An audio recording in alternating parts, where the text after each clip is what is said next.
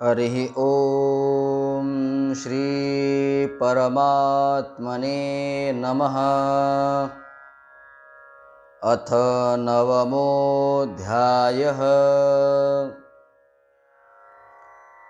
भगवत कृपेने आपण गीता सत्र आरंभ केलेलं आहे।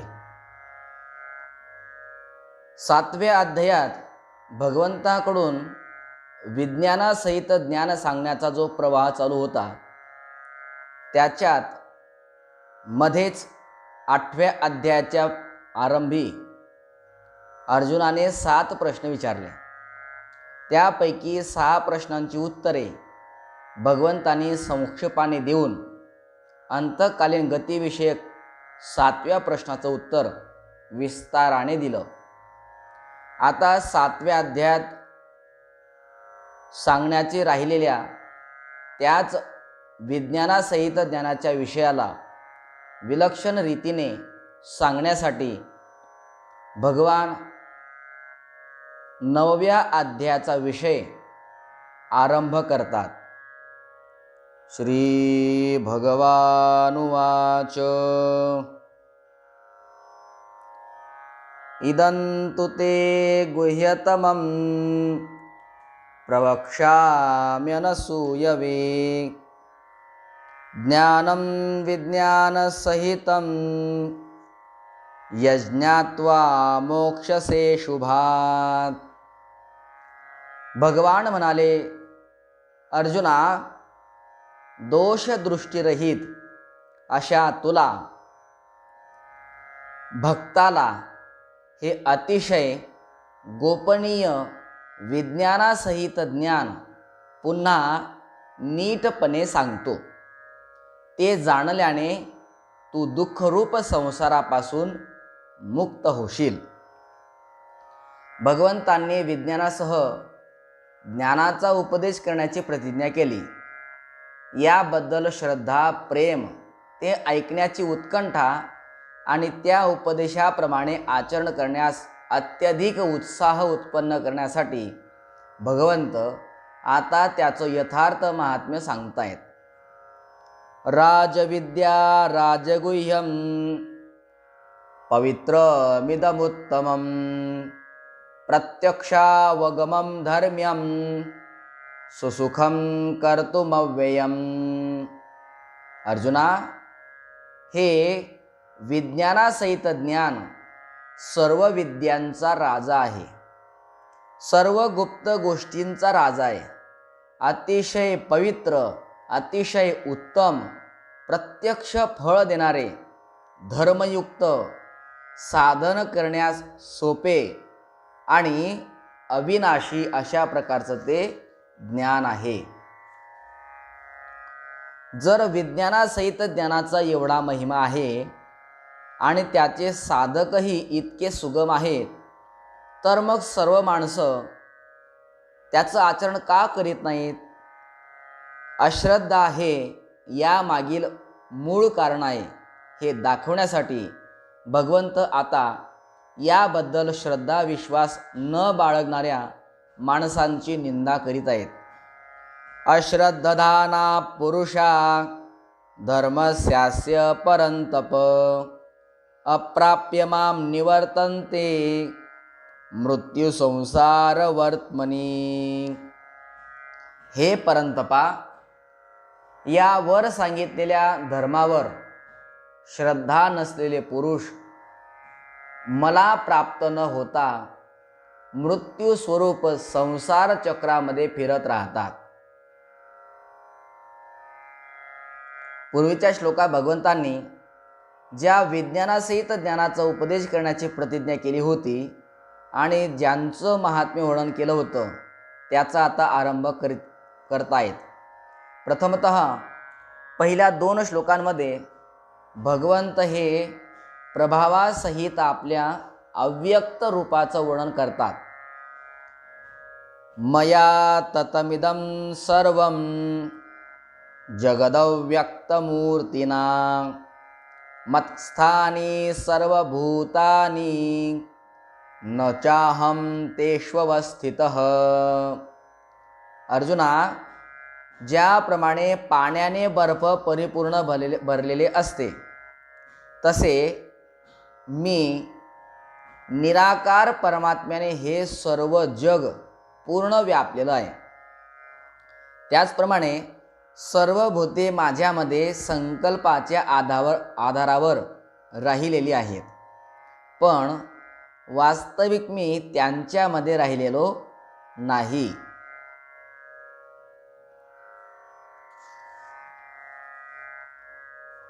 न च मत्स्थानि भूतानि पश्य मे योगमैश्वरं भूतभृन्न च भूतस्थो ममात्मा भूतभावनः.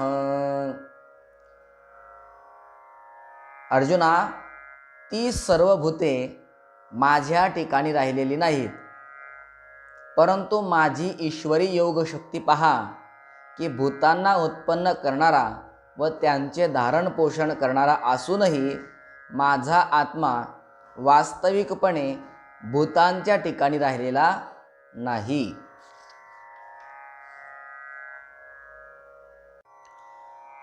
आधीच्या श्लोकात भगवंतांनी सर्व भूते ही माझ्या अव्यक्त रूपाने आपल्यामध्ये अव्यक्त रूपाने व्याप्त आणि त्यांच्यामध्येच स्थित आहेत असं सांगितलं. आणि म्हणून हा विषय स्पष्टपणे जाणून देण्यासाठी भगवंत आता दृष्टांताद्वारे त्याचं स्पष्टीकरण करतायत. यथाकाश स्थितो नित्यं वायु सर्वत्र गो महान तथा सर्वाणि भूतानि मत्स्थानीत्युपधारय. ज्याप्रमाणे आकाशापासून उत्पन्न होऊन सर्वत्र फिरणारा महान वायू नेहमी आकाशातच राहतो, त्याप्रमाणे माझ्या संकल्पाने उत्पन्न झाल्यामुळे सर्व भूते माझ्यात राहतात असं तू समज. विज्ञानासहित ज्ञानाचं वर्णन करीत भगवंतांनी इथपर्यंत प्रभावासहित आपलं निराकार स्वरूप असलेले तत्त्व समजवण्यासाठी त्यांची व्यापकता, असंगता आणि निर्विकारता यांचं प्रतिपादन केलं. आता आपल्या भूतभावन म्हणजेच भूतभावन स्वरूपाचं स्पष्टीकरण करीत असताना सृष्टी रचना, कर्माचं तत्त्व हे समजवण्यासाठी पुढच्या 2 श्लोकांनी कल्पांच्या शेवटी सर्व भूतांचा प्रलय आणि कल्पांच्या प्रारंभी त्यांच्या उत्पत्तीचे प्रकार भगवंत सांगत आहेत. सर्वभूतानि कौन्तेय प्रकृतिं यान्ति मामिकां कल्पक्षये पुनस्तानि कल्पादौ विसृजाम्यहम्. हे अर्जुना, कल्पाच्या शेवटी सर्व भूते माझ्या प्रकृतीत विलीन होतात आणि कल्पाच्या आरंभी त्यांना मी पुन्हा उत्पन्न करतो. प्रकृतिं स्वामवष्टभ्य विसृजामि पुनः पुनः भूतग्राममिमं कृत्स्न मवशं प्रकृतेर्वशात्. अर्जुना, आपल्या मायेचा अंगीकार करून प्रकृतीच्या ताब्यात असल्यामुळे पराधीन झालेल्या या सर्व भूत समुदायाला मी वारंवार त्यांच्या कर्मानुसार उत्पन्न करतो. अशा प्रकारे जगत रचना इत्यादी सर्व कर्म करीत असूनही भगवंत त्या कर्माच्या बंधनात का पडत नाहीत हेच तत्त्व समजवण्यासाठी भगवंत पुढच्या श्लोकामध्ये सांगतात, न च मां तानि कर्माणि निबध्नन्ति धनंजय उदासीन वदासीन मसक्तं तेषु कर्मसु. हे अर्जुना, त्या कर्मामध्ये आसक्ती नसलेल्या आणि उदासीनाप्रमाणे असलेल्या मज परमात्म्याला ती कर्मे बंधनकारक होत नाहीत. उदासीन वदासीन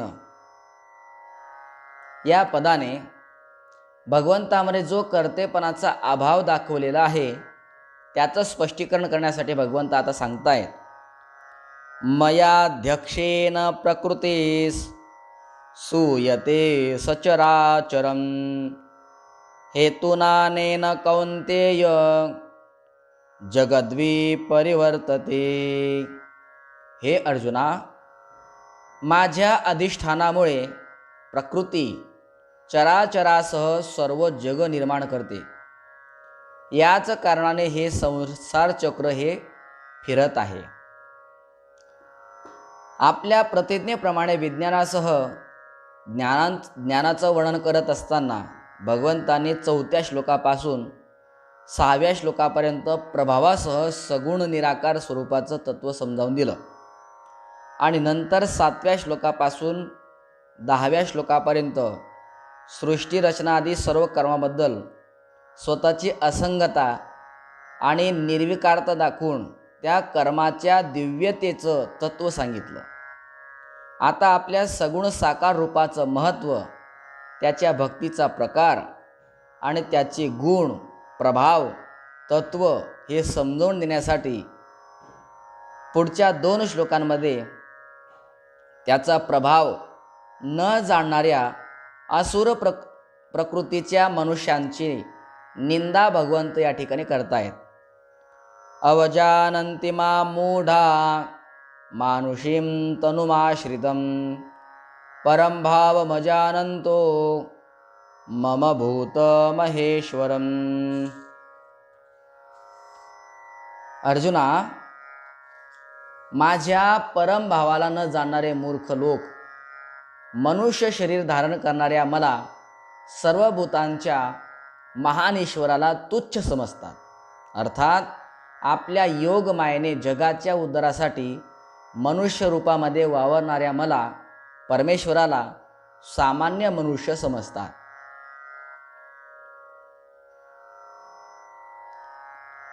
मोघाशा मोघ कर्माणो मोघ ज्ञानाविचेतसः राक्षसी मासुरींचैव प्रकृतीं मोहिनीं श्रितः. अर्जुना, ज्यांची आशा व्यर्थ आहे, कर्म निरर्थक आहेत, ज्ञान फुकट असे, विक्षिप्त चित्त असलेले अज्ञानी लोक राक्षसी, आसुरी आणि मोहिनी प्रकृतीचाच आश्रय करून राहतात.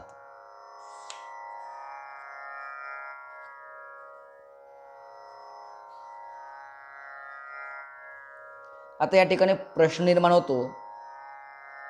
या ठिकाणी काही विशेषणं वापरलेली आहेत. राक्षसीम, आसुरीम आणि मोहिनीम या विशेषणासह प्रकृतीम या पदाचा भावार्थ काय आणि ती धारण करणं म्हणजे काय? तर बघा, राक्षसाप्रमाणे विनाकारण द्वेष करून दुसऱ्यांचं अनिष्ट करण्याचा आणि त्यांना त्रास देण्याचा जो स्वभाव, त्याला राक्षसी प्रकृती असं म्हणतात. काम आणि क्रोध, लोभ यांना वश होऊन आपला स्वार्थ साधण्यासाठी दुसऱ्यांना क्लेश देण्याचा आणि त्यांचं स्वत्व हरण करण्याचा जो स्वभाव, त्याला आसुरी प्रकृती म्हणतात. आणि प्रमाद किंवा मोह यांच्यामुळे कोणत्याही प्राण्याला दुःख देण्याचा जो स्वभाव आहे, त्याला मोहिनी प्रकृती असं म्हणतात. अशा दुष्ट स्वभावाचा त्याग करण्याचा प्रयत्न न करणे आणि त्याला चांगलं असं समजून धरून ठेवणं म्हणजेच तिला धारण करणं असं होय. भगवंताचा प्रभाव न जाणणारे लोक बहुतेक असंच करत असतात आणि म्हणून त्यांना राक्षसी, आसुरी आणि मोहिनी या प्रकृतीचे आश्रित म्हटले जाते. भगवंताचा प्रभाव न जाणणाऱ्या आसुरी स्वरूपाच्या प्रकृतीच्या मनुष्यांची निंदा करून आता सगुण भक्तीचे तत्त्व समजावून देण्यासाठी भगवंताचा प्रभाव जाणणाऱ्या दैवी प्रकृतीचे आश्रित आणि उच्च श्रेणीचे अशा अनन्य भक्तांची लक्षणे भगवान परमात्मा सांगतायत. महात्मानस्तु मां पार्थ दैवीं प्रकृतिमाश्रिताः भजन्त्यनन्यमनसो ज्ञात्वा भूतादिमव्ययम्. परंतु हे कुंतीपुत्रा, दैवी प्रकृतीचा आश्रय घेतलेले महात्मे मला सर्व भूतांचे सनातन कारण आणि अविनाशी अक्षर स्वरूप जाणून अनन्य चित्ताने युक्त होऊन निरंतर माझं भजन करत असतात.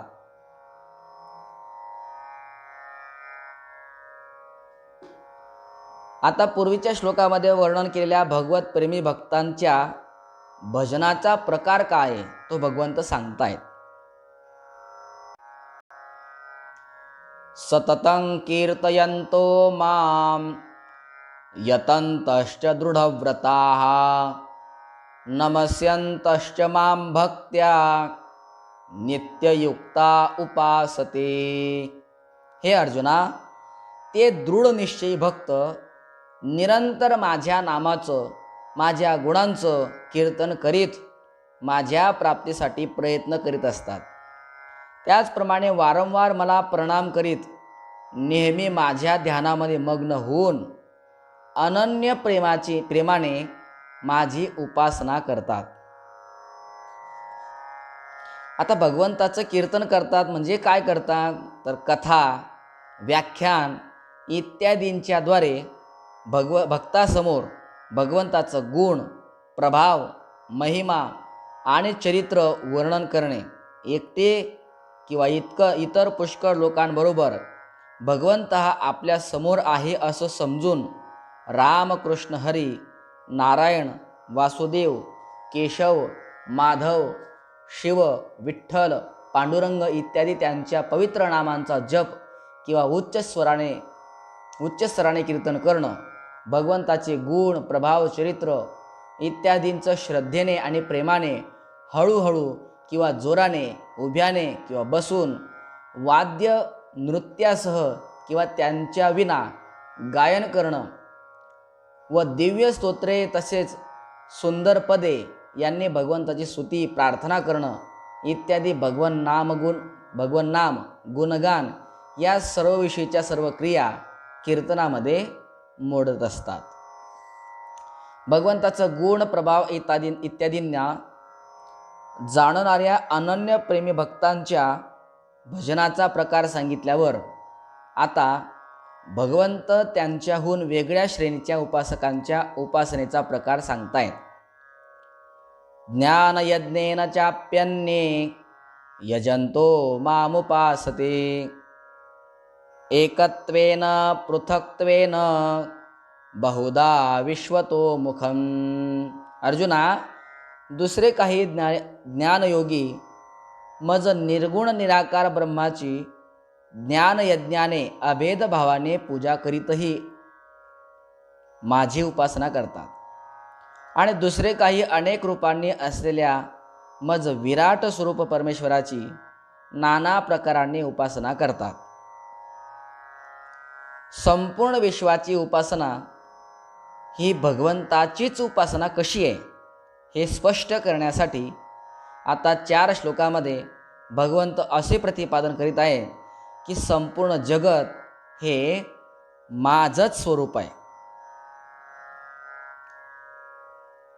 अहम क्रतुरहम यज्ञ स्वधाहमहमौषधम मंत्रो हमहमेवाज्य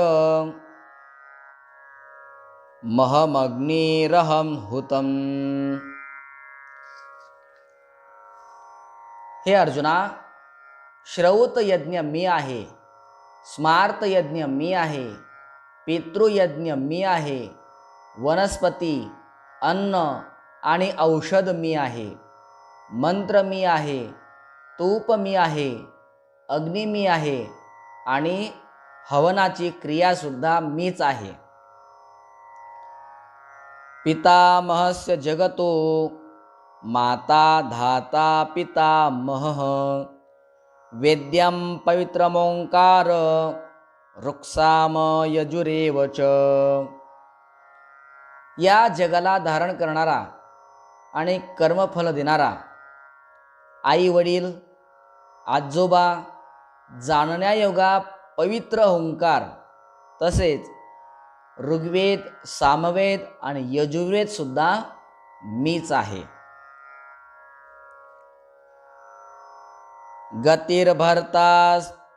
गतिर्भर्ता प्रभु साक्षी, निवास शरणं सुहृत्, प्रभव प्रलयस्थानं, निधानं बीजमव्ययम्. अर्जुना, प्राप्त होण्याजोगे परमधाम, भरण पोषण करणारा, सर्वांचा स्वामी, शुभाशुभ पाहणारा, सर्वांचं निवासस्थान, शरण जाण्यायोगा, प्रत्युपकाराची इच्छा न करता हित करणारा, सर्वांच्या उत्पत्ती प्रलयाचं कारण, स्थितीला आधार, निधान आणि अविनाशी कारणही मीच आहे.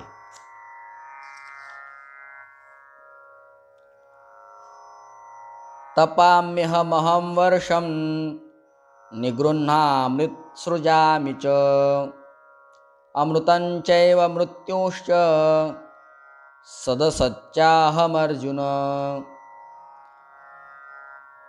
मीच सूर्याच्या रूपाने उष्णता देतो, पाणी आकर्षून घेतो आणि त्याचा वर्षाव करतो. हे अर्जुना, मीच अमृत आणि मृत्यू आहे. तसेच सत आणि असतही मीच आहे. 13व्या श्लोकापासून 15व्या श्लोकापर्यंत आपल्या सगुण, निर्गुण आणि विराट रूप यांच्या उपासनांचे वर्णन करून भगवंतांनी 19व्या श्लोकापर्यंत संपूर्ण विश्व हे आपलं स्वरूप असल्याचं सांगितलं आहे. संपूर्ण विश्व हे माझे स्वरूप असल्याने इंद्र आदी इतर देवांची उपासना ही प्रकारांतराने माझी सेवा आहे. परंतु असे न जाणून फलासक्तीपूर्वक पृथक भावनेने उपासना करणाऱ्यांना माझी प्राप्ती न होता विनाशयाचं असं फळच मिळत असतं. आणि हीच गोष्ट दाखवण्यासाठी आता 2 श्लोकात भगवंत त्या उपासनेचे फलासह वर्णन करीत आहेत. त्रैविद्या मां सोम पापूत पापा, यज्ञैरिष्ट्वा स्वर्गतिं प्रार्थयन्ते, ते पुण्यमासाद्य सुरेंद्रलोक, मश्नन्ति दिव्यान् दिवि देव भोगान्.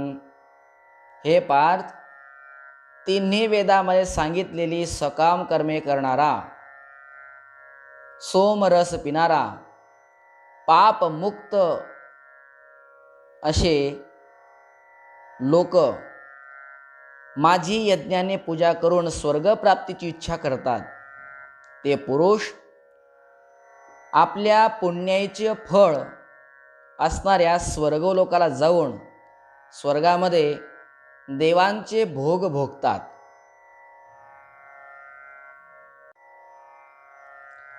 ते तं भुक्त्वा स्वर्गलोकं विशालं, क्षीणे पुण्ये मर्त्यलोकं विशन्ति. एवं त्रयी धर्ममनुप्रपन्ना, गतागतं कामकामा लभन्ते. ते त्या विशाल स्वर्गलोकाचा उपभोग घेऊन पुण्याई संपल्यावर मृत्यूलोकामध्ये येतात. अशा रीतीने स्वर्गप्राप्तीचं साधन असणाऱ्या तिन्ही वेदात सांगितलेल्या सकाम कर्माचं अनुष्ठान करून भोगांची इच्छा करणारे पुरुष वारंवार ये जा करीत असतात. अर्थात पुण्याच्या जोरावर स्वर्गात जातात आणि पुण्य संपल्यावर मृत्यूलोकामध्ये परत येतात. येऊ लागते माघारे मृत्यूलोका. कधी? जेव्हा पुण्याची पावटी सरे, मग पुण्याची पावटी सरे, सवेची इंद्रपदाची उटी उतरे, मग येऊ लागती माघारे मृत्यूलोका. पहिल्या 2 श्लोकामध्ये यज्ञाद्वारे देवतांचं पूजन करणाऱ्या सकाम मनुष्यांना देवपूजनाचं फल अवागमन आहे असं सांगून आता त्याहून भिन्न असलेल्या अशा आपल्या अनन्य प्रेमी निष्काम भक्तांच्या उपासनेचं फल म्हणजे त्यांचा योगक्षेम स्वतःच वाहतो असं भगवान परमात्मा सांगतायत. अनन्याश्चिंतयन्तो माम ये जना पर्युपासते तेषां नित्याभियुक्तानां योगक्षेमं वहाम्यहम. हे पार्थ, जे अनन्य प्रेमी भक्त मज परमेश्वराला निरंतर चिंतन करीत निष्काम भावनेने भजतात, त्या नित्य माझे चिंतन करणाऱ्या माणसांचा योगक्षेम मी स्वतः त्यांना प्राप्त करून देतो.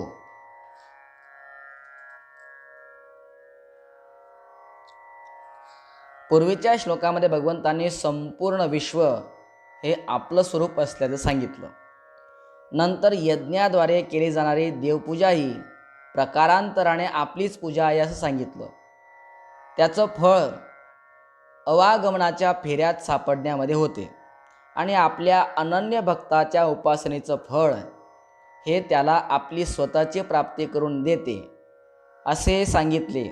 यावर भगवान म्हणतायत, यप्यन्य देवता भक्ता यजन्ते श्रद्धयान्विताः तेऽपि मामेव कौन्तेय यजन्त्य विधिपूर्वकम्. हे अर्जुना, जे सकाम भक्त श्रद्धेने दुसऱ्या देवांची पूजा करतात तेही माझीच पूजा करतात, परंतु त्यांचे ते पूजन अज्ञानपूर्वक असतं. इतर देवतांचं पूजन करणाऱ्यांची पूजा ही भगवंताची विधीपूर्वक पूजा नाही असं सांगून आता तशी पूजा करणारे पुरुष भगवत प्राप्तिरूपी फलापासून वंचित का राहतात त्याचं स्पष्टीकरण भगवान पुढच्या श्लोकामध्ये करतायत. अहम ही सर्वयज्ञानां भोक्ता च प्रभुरेव च न तु मामभिजानन्ति तत्त्वेनातश्चवन्तीति. कारण की अर्जुना, सर्व यज्ञांचा भोक्ता आणि स्वामीही मीच आहे, पण ते मला परमेश्वराला तत्वतः जाणत नाहीत आणि म्हणून पुनर्जन्माला ते प्राप्त होत असतात. भगवंताचे भक्त अवागमनाच्या फेऱ्यामध्ये सापडत नाहीत आणि इतर देवतांचे उपासक मात्र अवागमनाच्या फेऱ्यामध्ये सापडतात. याचं कारण काय? यावर उपास्याचं स्वरूप आणि उपासकाचा भाव यामुळे उपासनेच्या फलामध्ये फरक होतो असं भगवान परमात्मा सांगतायत. यान्ति देवव्रता देवान पितॄन यान्ति पितृव्रताः भूतानि यान्ति भूतेज्या यान्ति मद्याजिनोऽपि माम्. देवांची पूजा करणारे देवांना मिळतात, पितरांची पूजा करणारे पितरांना जाऊन मिळतात, भूतांची पूजा करणारे भूतांना प्राप्त होतात आणि माझी पूजा करणारे भक्त मला येऊन मिळतात. त्यामुळे माझ्या भक्तांना पुनर्जन्म नाही.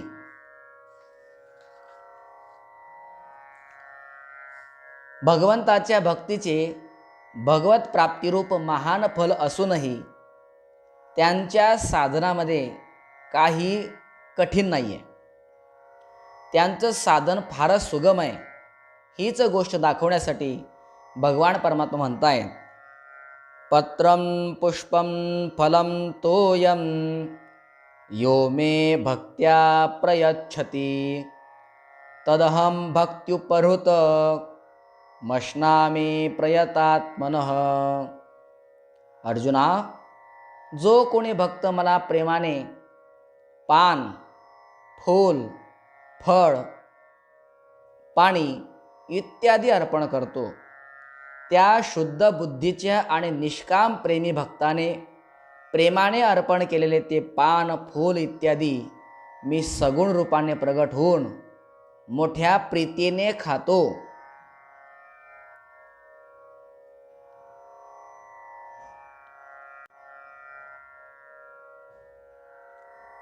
या ठिकाणी भगवंतांनी प्रयतात्मनः असं पद वापरलंय. तर प्रयतात्मनः या पदाचा अर्थ काय? तर ज्याचं अंतःकरण शुद्ध असेल त्याला प्रयतात्मा असं म्हणतात. या पदाचा प्रयोग करून भगवंताने असं दाखवलं आहे की जर अर्पण करणाऱ्याचा भाव शुद्ध नसेल तर बाहेरून वाटेल तितक्या औपचारिकपणे आणि वाटेल तितकी उत्तमातील उत्तम सामग्री मला अर्पण केली तरी मी तिचा स्वीकार करत नाही. मी दुर्योधनाचं निमंत्रण नाकारून शुद्ध भाव नसल्यामुळे त्याचं निमंत्रण नाकारलं, परंतु शुद्ध भाव असल्यामुळे विदुरांच्या घरी जाऊन प्रेमाने भोजन केलं. सुदामदेवाच्या पोह्यांचा मोठ्या आवडीने आस्वाद घेतला. द्रौपदीच्या पातेल्यातील उरलेली पाने खाऊन संपूर्ण विश्वाला तृप्त केलं. गजेंद्राने अर्पण केलेले पुष्प मी स्वतः जाऊन स्वीकारले. त्याचप्रमाणे शबरीच्या झोपडीत जाऊन तिने दिलेली फळे मी स्वतः खाल्ली आणि रंती देवाचे जल स्वीकारून त्याला कृतार्थ केलं. अशा प्रकारे प्रत्येक भक्ताने प्रेमपूर्वक अर्पण केलेली वस्तू मी आनंदाने स्वीकारतो. भक्तांचा आणि विशेषतः या प्रसंगाशी संबंध शुद्ध भावनेशी आहे. शुद्ध ज्याचा भाव झाला दुरी नाही देव त्याला. शुद्ध अंतःकरण असेल, शुद्ध अंतःकरणाने जर दिलं, भगवान परमात्मा पानही स्वीकारतो, फुलंही स्वीकारतो, फळ स्वीकारतो. भक्ताने शुद्ध भावनेने दिलेलं पाणीसुद्धा भगवान परमात्मा स्वीकारत असतो.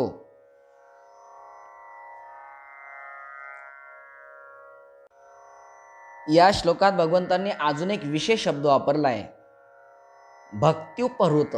याचा अर्थ काय आणि याचा प्रयोग करण्यामागचं तात्पर्य काय आहे? तर बघा, पत्र, पुष्प इत्यादी कोणतीही वस्तू जी प्रेमाने अर्पण केली जाते तिला भक्त्युपहृत म्हणतात. या शब्दाचा प्रयोग करून भगवंतांनी असं दाखवलं की प्रेमाविना दिलेली वस्तू मी स्वीकारत नाही. जिथे प्रेम असते आणि ज्याला मला वस्तू अर्पण करण्यामध्ये व ती स्वीकारण्यामध्येच मला खरा आनंद होतो, तेथे त्या भक्ताने दिलेली वस्तू स्वीकारण्यातच काय बरं अडचण. पुण्यमयी व्रजगोपींच्या घराप्रमाणेच मी त्या भक्तांच्या घरात घुसून त्यांची सामग्री खाऊन टाकतो. वस्तुतः मी प्रेमाचा भुकेला आहे, वस्तूंचा मी भुकेला नाही. मला भूक आहे ती प्रेमाची, थोर प्रेमाचा भुकेला. आता पुढील श्लोकामध्ये भगवान परमात्मा अर्जुनाला त्याचं कर्तव्य सांगत आहेत. अर्जुना, अशा प्रकारे माझी अवस्था आहे. मी वस्तूंचा भुकेला नाही, मी प्रेमाचा भुकेला आहे. म्हणून तू काय कर, यत् करोषि यदश्नासि यज्जुहोषि ददासि यत् तपस्यसि कौन्तेय तत्कुरुष्व मदर्पणम. हे अर्जुना, तू जे कर्म करतोस, जे खातोस, जे हवन करतोस, जे दान देतोस आणि जे तप करतोस ते सर्व मला अर्पण कर. अशा प्रकारे सर्व कर्म तुम्हाला अर्पण केल्याने काय होणार यावर भगवान सांगतात, शुभाशुभ फलैरेवं मोक्षसे कर्म बंधनैः संन्यास योग युक्तात्मा विमुक्तो मामुपैष्यसि. अशा रीतीने ज्यामध्ये सर्व कर्मे मला भगवंताला अर्पण होतात. अशा संन्यास योगाने युक्त चित्त असलेला तू शुभाशुभ फलस्वरूप कर्मबंधनातून मुक्त होशील आणि मला येऊन मिळशील.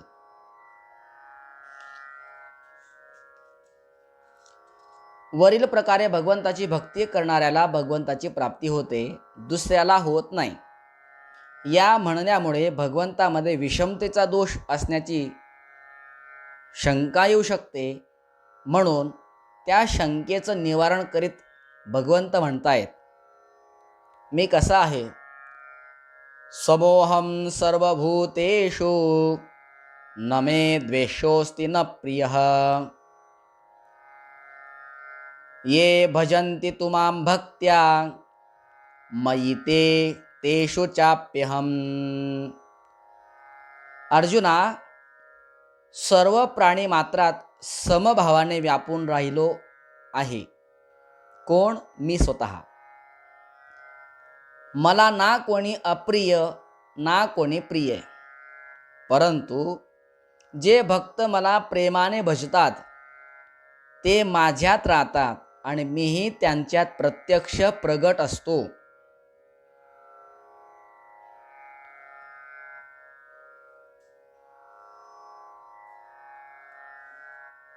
श्रीमद भागवतामध्ये सुद्धा भगवंत म्हणतात, साधवो हृदयम मह्यम साधूनाम हृदयम त्वहम मदन्यत्तेन जानन्ति नाहम तेभ्यो मनागपी. साधू हे माझं हृदय होत, मी त्यांचं हृदय आहे. ते माझ्याखेरीज इतर कुणाला जाणत नाहीत, म्हणून मी सुद्धा त्यांना सोडून कुणालाही किंचित जाणत नाही.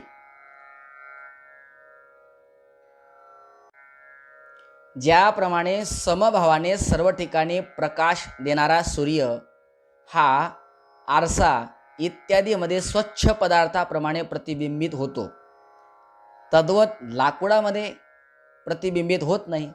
मात्र त्याच्यामध्ये विषमता नसते. तर त्याप्रमाणे भगवंत हेही भक्तांना भेटतात, इतरांना भेटत नाही. यामध्ये त्यांची विषमता नाही, तर हा भक्तीचाच महिमा आहे.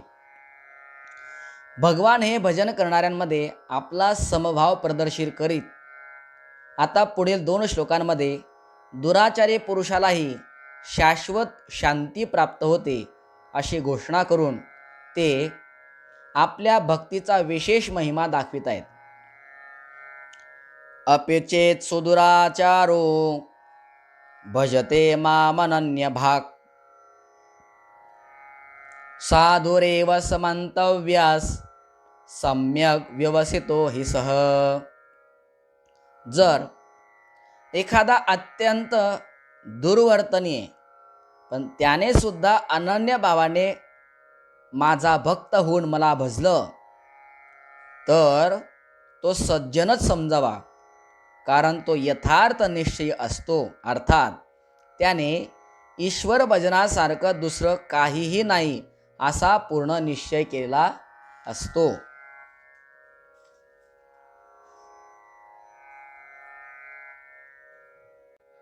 या ठिकाणी भगवान परमात्मा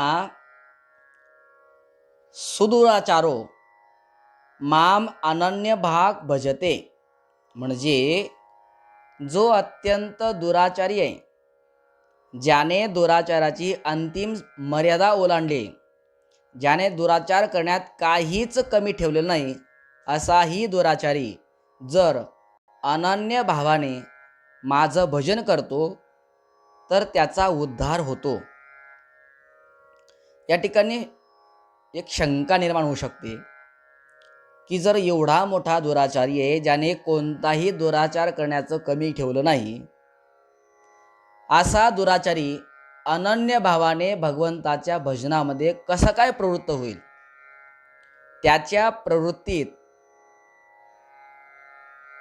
भगवंताकडे कशी काय प्रवृत्ती होईल? तर याचं उत्तर म्हणून जीवनामध्ये ज्या काही घटना घडत असतात त्या घटनेनुसार वृत्तीमध्ये परिवर्तन निर्माण होत असतं. म्हणजे त्याच्या प्रवृत्तीत अनेक कारणे निर्माण होऊ शकतात. काही कारणं मी आपल्यापुढे सांगतो. पहिलं कारण, तर तो दुराचारी एखाद्या संकटात सापडला आणि त्याला कोणाचाही आधार मिळाला नाही, अशा अवस्थेत त्याला एकदम ऐकलेली गोष्ट आठवते की भगवान सर्वांचे सहाय्यक आहेत आणि त्यांना शरण जाण्याने सर्व काही कामे ठीक होतात. पहिलं कारण म्हणजे दुराचारी अनन्य भावाने भगवंताच्या भजनामध्ये कसा प्रवृत्त होईल याची कारणं आपल्याला मी सांगतोय. दुसरं कारण, तो सहजच एखाद्या अशा वातावरणामध्ये गेला जेथे मोठमोठे संत महापुरुष होऊन गेलेत आणि आजही वर्तमानात आहेत, तर त्यांच्या प्रभावाने भगवंताविषयी रुची उत्पन्न होते. दुसरं कारण. तिसरं कारण, वाल्मिकी, अजामेळ, सजन कसाई इत्यादी पापी ही सुद्धा भगवंताचे भक्त बनलेले आहेत आणि भजनाच्या प्रभावाने त्यांच्यात विलक्षणता आली आहे. अशी एखादी कथा ऐकून पूर्वीचा एखादा चांगला संस्कार जागृत होतो आणि जो संपूर्ण प्राण्यामध्ये राहत असतो.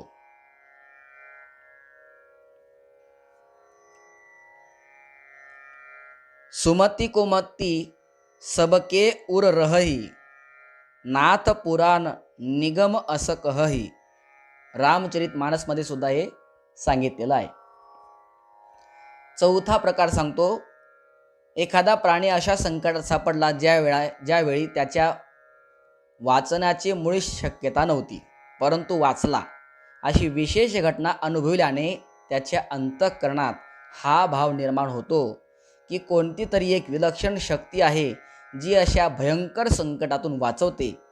ती विलक्षण शक्ती भगवानच असू शकतात, म्हणून आपण त्यांचेच परायण झालं पाहिजे.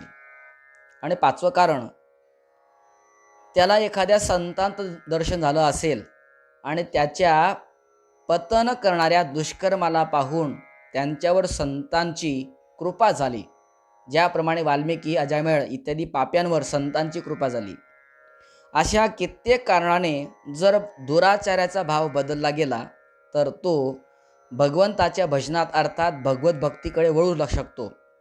चोर, डाकू, लुटणारे, हत्या करणारे, वधिक इत्यादी लोकसुद्धा एकदम भाव बदलल्यामुळे भगवंताचे श्रेष्ठ भक्त झालेले आहेत. अशा कित्येक कथा पुराणामध्ये अथवा भक्तमाल ग्रंथामध्ये आलेल्या आहेत. आता या ठिकाणी एक शंका होते की जे अनेक वर्षांपासून भजन ध्यान करत आहेत त्यांचंही मन तत्परतेने भगवंताच्या ठिकाणी स्थिर होत नाही, तर मग जो दुराचारी आहे, दुरात्मा आहे, त्याचं मन भगवंताच्या ठिकाणी तैल धारवत कसं काय लागेल? आणि मग या ठिकाणी अनन्य भाग अशा प्रकारे भगवान परमात्मा जो शब्द वापरतायत याचा अर्थ नेमका काय? तर अनन्य भाग म्हणजे तो तैल धारवत चिंतन करतो असा नव्हे, तर अनन्य भाग याचा अर्थ आहे अन्यम न भजती, अर्थात तो इतरांचं भजन करत नाही. त्याला भगवंताशिवाय अन्य कोणाचा आधार आश्रय नसतो, केवळ भगवंताचाच आश्रय असतो. ज्याप्रमाणे पतिव्रता स्त्री केवळ पतीचंच चिंतन करत असते.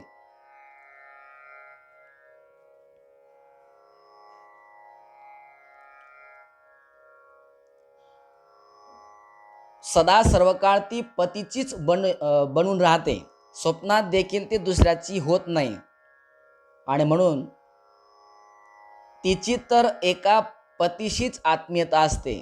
त्याचप्रमाणे त्या दुराचार्याची केवळ भगवंताशीच आत्मीयता होते आणि एका भगवंताचाच त्याला आश्रय राहतो.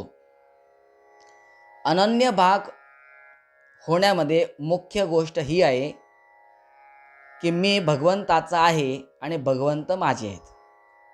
प्रभोरहम मम प्रभो.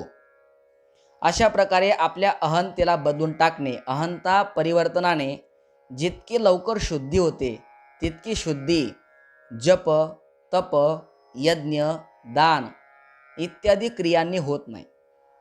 या अहंता परिवर्तनाविषयी 3 गोष्टी मुख्य आहेत.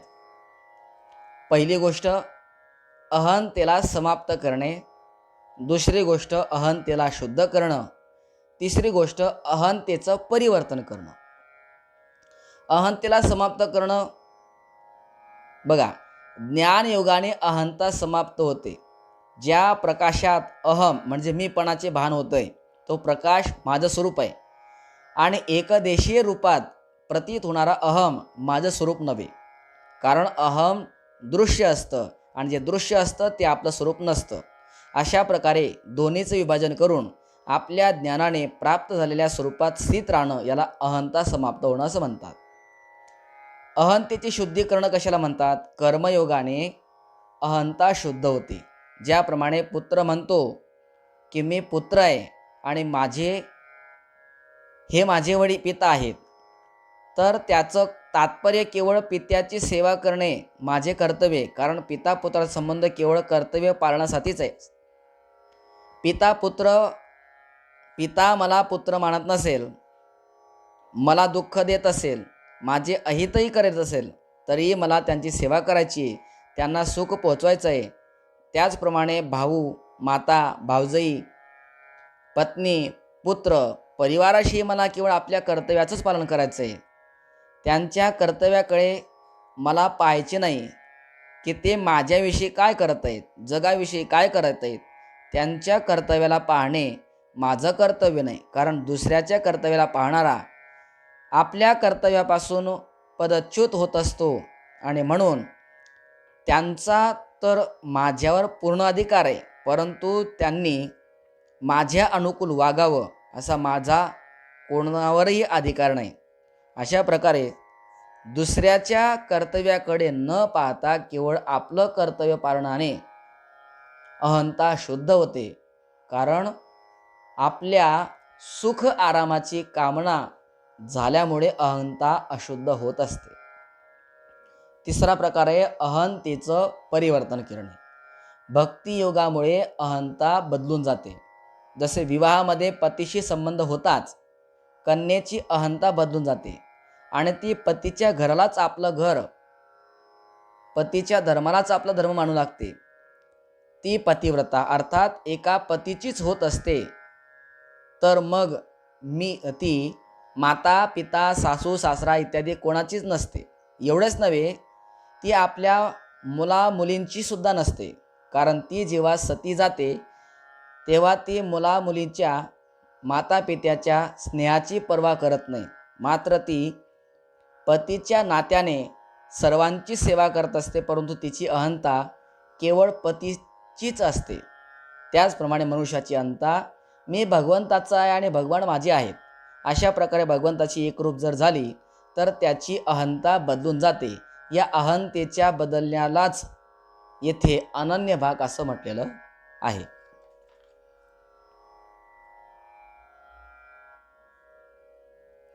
आता पुढील श्लोकामध्ये सम्यक निश्चयाचं फल सांगतात.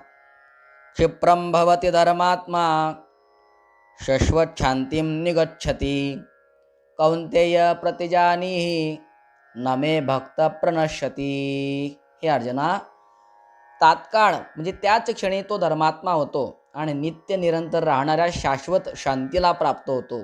हे कुंतीनंदना, माझ्या भक्ताचे पतन होत नाही अशी प्रतिज्ञा कर, असे तू जाणून घे.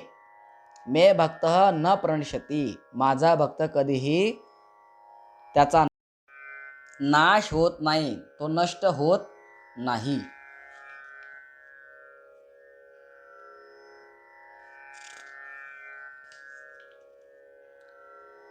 या प्रकरणात भगवंतांनी आपल्या भक्तीचे 7 अधिकारी सांगितले.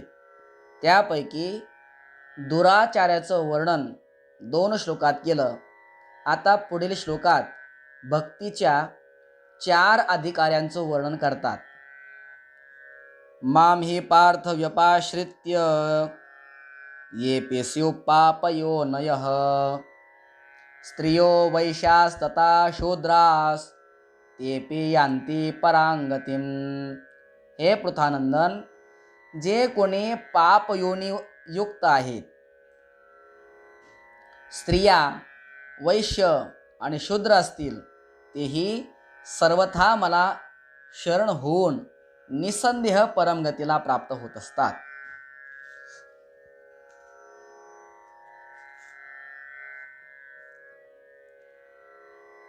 ज्याच्यात दुसऱ्याचा आश्रय नाही अशा अनन्य आश्रयाला या श्लोकामध्ये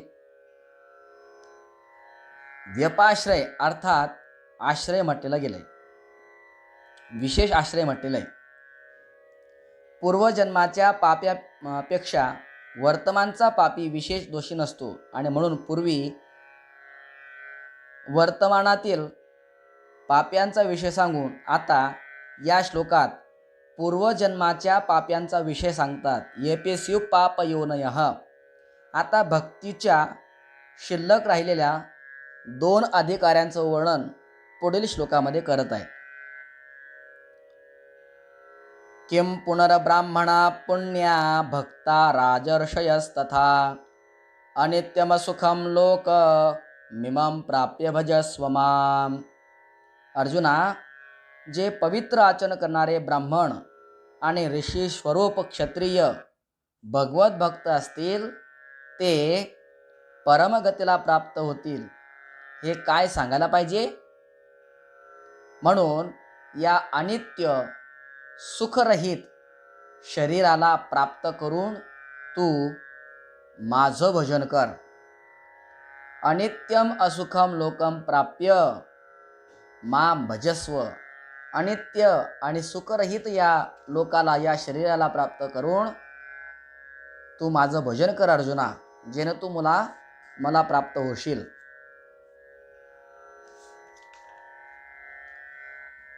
29व्या श्लोकापासून तर 33व्या श्लोकापर्यंत भगवंताच्या भजनाचा विषय मुख्य आलेला आहे. आता पुढील श्लोकामध्ये त्या भजनाचं स्वरूप भगवान परमात्मा सांगताय. मन्मना भव मद्भक्तो मद्याजी माम नमस्कुरु मामे वैशसी युक्त्वैव मात्मानं मत्परायणः.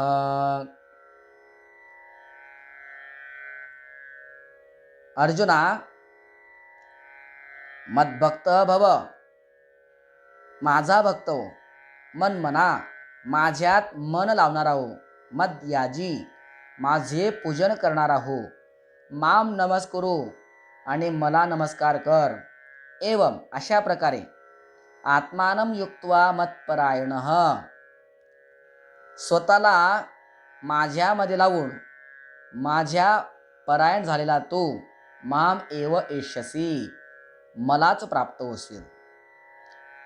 काय कर? माझा भक्त हो, माझ्यामध्ये मन लाव, माझं पूजन करणारा हो, मला नमस्कार कर आणि स्वतःला माझ्यामध्ये लावून मत्परायण हो, म्हणजे तू मला प्राप्त होशील.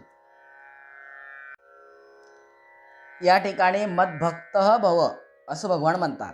माझा भक्त हो म्हणण्याचं तात्पर्य, तू केवळ माझ्याशीच आत्मीयता ठेव, केवळ माझ्याशीच संबंध जोड, जो अनादिकालापासून स्वतः सिद्ध आहे. केवळ अज्ञानानेच शरीर आणि संसाराशी आपला संबंध मानला आहे. अर्थात मी अमुक वर्णाचा आहे, अमुक आश्रमाचा आहे, अमुक संप्रदायाचा आहे, अमुक नावाचा आहे, अशा प्रकारे वर्ण, आश्रम इत्यादींना आपल्या अहंतेमध्ये ठेवलं आहे. अशा प्रकारे असत रूपाने बनवलेला या अवास्तविक अहंतेला आता वास्तविक सतरूपामध्ये बदलून घे. मी तुमचा आहे आणि तुम्ही माझी आहात, मग तुझी माझ्याशी स्वाभाविकच आत्मीयता होईल, जी वास्तविक स्वरूपाची आहे. पुढे भगवान म्हणतात, मन्मना भव. मन त्याच ठिकाणी लागते ज्या ठिकाणी आत्मीयता असते, प्रियता असते. तुझा माझ्याशी जो अखंड संबंध आहे त्याला मी विसरू शकत नाही, परंतु तू विसरू शकतोस. म्हणून तुला माझ्या ठिकाणी मन लावणारा हो असं म्हणावं लागत आहे. पुढे भगवान म्हणतात, मद्याजी. मद्याजी म्हणजे माझं पूजन करणारा हो. अर्थात तू खाणे पिणे, झोपणे, जागणे, येणे जाणे, कामधंदा करणे इत्यादी ज्या काही क्रिया करतोस त्या सर्वच्या सर्व माझ्या पूजेच्या स्वरूपात कर. त्या सर्वांना माझी पूजा समज. माम नमस्कुरु म्हणजे काय? मला नमस्कार कर. असं म्हणण्याचं तात्पर्य असं आहे की माझे जे काही अनुकूल, प्रतिकूल अथवा सामान्य विधान आहे त्यात तू परम प्रसन्न राहा. मग मी कदाचित तुझ्या मन आणि मान्यतेच्या संपूर्णपणे विरुद्ध निर्णय देईन. तरी त्यामध्ये तू प्रसन्न राहा. जे मनुष्य हानी आणि परलोकाच्या भयाने माझ्या चरणावर नमस्कार करतात, मला शरण येतात, ते वास्तविक आपल्या सुख आणि सुविधेलाच शरण होतात, मला शरण होत नाही. मला शरण झाल्यावरही एखाद्याकडून काहीतरी सुखसुविधा मिळण्याची इच्छा असते, तर तो संपूर्ण मला शरणागत कुठे झाला? कारण तो जोपर्यंत काही ना काही सुखसुविधा इच्छितो, तोपर्यंत तो आपले काही स्वतंत्र अस्तित्व मानत असतो.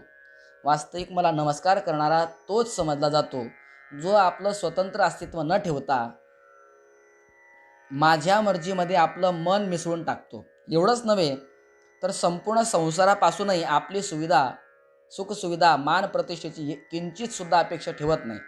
अनुकूलता प्रतिकूलता याचं ज्ञान झालं तरी त्याच्यावर त्याचा काही परिणाम होत नाही. अर्थात माझ्याकडून एखादी अनुकूल प्रतिकूल घटना घडली तरी मतपरायण असलेला माझ्या भक्ताला या घटनेविषयी विषमता राहत नाही. अनुकूलता प्रतिकूलता याचं ज्ञान झाल्यावरही ती घटना त्याला दोन रूपामध्ये दिसत नाही, तर केवळ माझ्या कृपा रूपानेच दिसत असते.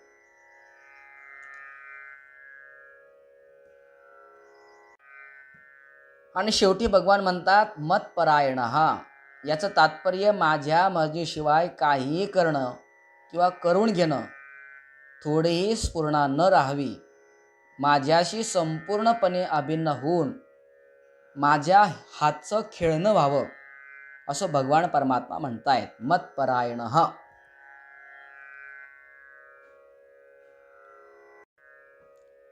अशा प्रकारे दिव्य उपदेश करून 9व्या अध्यायाची सांगता प्रभू करतात. हरिः ओम तत्सदिति श्रीमद्भगवद्गीता सुपनिषत्सु ब्रह्मविद्यायां योगशास्त्रे श्रीकृष्णार्जुन संवादे राजविद्या राजगुह्यो योगो नाम 9मोऽध्यायः.